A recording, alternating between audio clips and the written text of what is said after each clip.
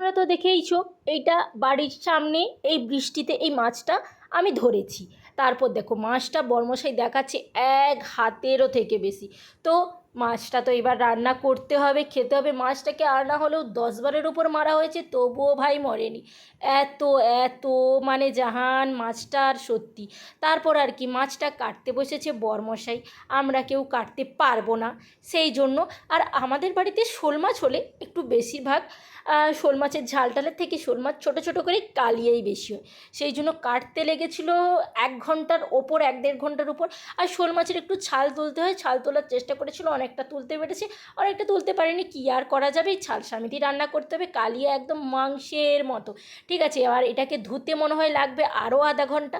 তারপর আর কি সব কিছু এত কিছু কষ্ট টষ্ট করার পরে কড়াইয়ের মধ্যে মাছ উঠে গেছে, রান্নাও কমপ্লিট হয়ে গেছে। আর দেখো মাছটা ফুটছে, আর একদম কালিয়ার মতো। কার কার দেখে জিভে জল আসছে বলো, কে কে শোল মাছের কালিয়া খেতে পছন্দ করো সেটাও কিন্তু তোমরা কমেন্টে জানিও। আর দেখো বাড়ির সবার জন্য বাড়ছিলাম, আর সবাই না ভাত নিয়ে বসেছিল যে কখন মাছটা আসবে আর আমরা সবাই এটাকে মুখের মধ্যে ঢোকাবো।